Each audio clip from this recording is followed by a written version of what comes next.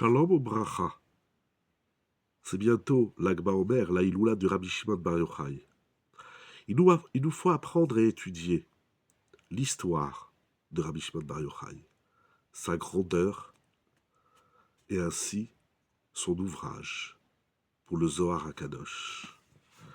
Le Baal HaTanya écrit: nous savons que l'âme, la Neshama de Rabbi Shimon Bar Yochai, est une étincelle de l'âme de Moshe Rabbeinu. Alors cette notion d'étincelle d'âme, c'est une notion qui me dépasse, mais pour le traduire plus simplement, peut-être plus vulgairement, il y a un rapport entre Rabbi Shimon Bar Yochai et Moshe Rabbeinu. C'est la raison pour laquelle le dévoilement des secrets de la Torah et de l'intériorité de la Torah s'est fait précisément par Moshe Rabbeinu, par Rabbi Shimon Bar Yochai, comme nous enseigne le Zohar Kadosh.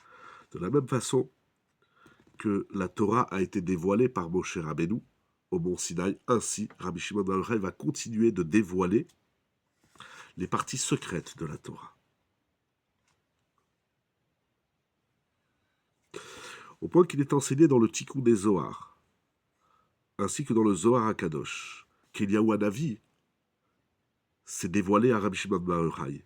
Et il lui a dit: lève-toi, Rabbi Shimon, et prononce tes chidushim, ce que tu as dévoilé, car aucun autre homme n'a eu le droit de le faire.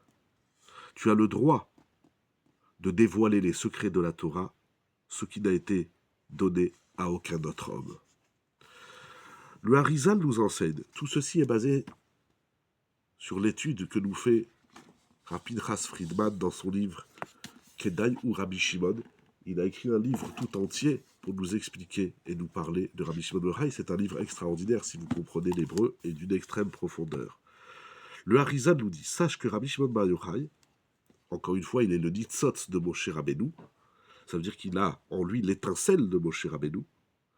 Et il dit quelque chose d'incroyable. De la même façon que Moshe Rabbeinu a dû se sauver lorsque Paro l'a poursuivi, comme c'est raconté dans la Torah au début du livre de Shemot. Donc Moshe Rabbeinu, il s'est sauvé, et lorsqu'il s'est sauvé, nous savons qu'il va se retrouver chez Yitro, à Midian, mais il a dû se sauver du royaume, il a dû s'exiler dans le désert, et nous dit le Harizal Veisig Shlemuto Shabba Midbar. Et c'est lorsqu'il était dans sa fuite dans le désert qu'il a atteint son niveau de perfection, et par la suite, donc, il sera apte à recevoir la Torah d'Akadosh Baruch Hu et la transmettre aux enfants d'Israël. Ainsi, Rabbi Shimon Bar Yochai, il a dû se sauver face à l'empereur qui voulait le tuer, comme c'est raconté dans la Gemara, et il a atteint sa perfection dans la grotte qui se trouvait dans le désert de Lod. Il y a donc un parallèle entre Moshe Rabbeinu et Rabbi Shimon Bar Yochai, et ce qui est intéressant pour le Harizal, c'est que ce parallèle se fait dans la façon dont ils ont dû échapper au danger et s'enfermer pour se préparer et se mettre en condition afin de pouvoir recevoir la Torah. Le Khatam Sofer dit que l'appellation Lag Baomer, le 33 du Homer, en hébreu Lag Baomer, est de valeur numérique 345. C'est la même valeur numérique de Moshe. Moshe, même Shidhe, ça fait 345, qui est le pilier de la Torah.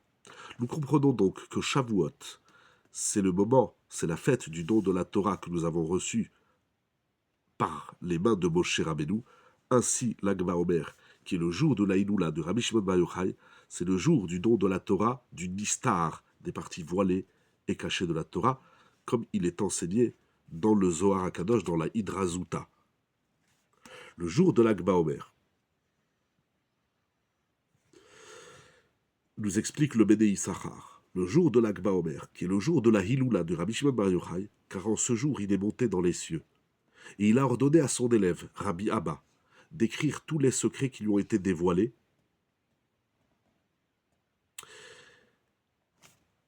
Tout ça, ça s'est fait le jour de Lag Baomer.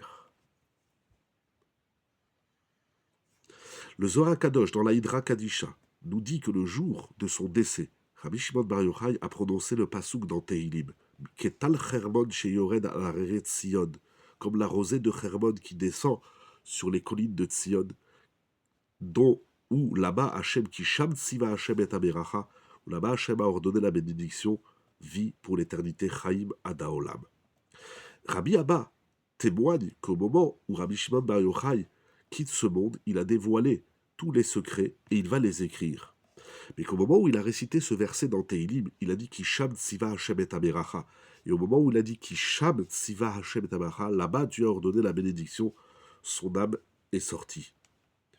Amar Rabbi Abba Lossi Embutzina Kadisha Lemema Chaim Ad Deishtakechu Miloy. Et Rabbi Shimon Bar Yochai, il a quitté le monde en prononçant le pasouk Kisham Tsiva Hashem et Ameracha. Rav Friedman nous dit, le mot Kisham, Sham, Shin Mem, fait référence à Shimon et Moshe. Shin pour Shimon, comme Rabbi Shimon Bar Yochai, et même comme Moshe. Et tous deux ont transmis la bénédiction qui est la Torah. Moshe pour la Torah dévoilée, pour la partie de la Torah dévoilée, les deux tables de l'Alliance et toute la Torah que Moshe Rabbeinu a enseigné, et Rabbi Shimon Bar Yochai pour l'enseignement de la Torah cachée, les secrets de la Torah, notamment le Zohar Akadosh. Et c'est lorsqu'on a cette conjugaison de la Torah qu'on a reçue de Moshe et celle de Rabbi Shimon Bar Yochai que nous avons Kisham, Siva Hashem et Ameracha, là-bas, il y a la Beracha.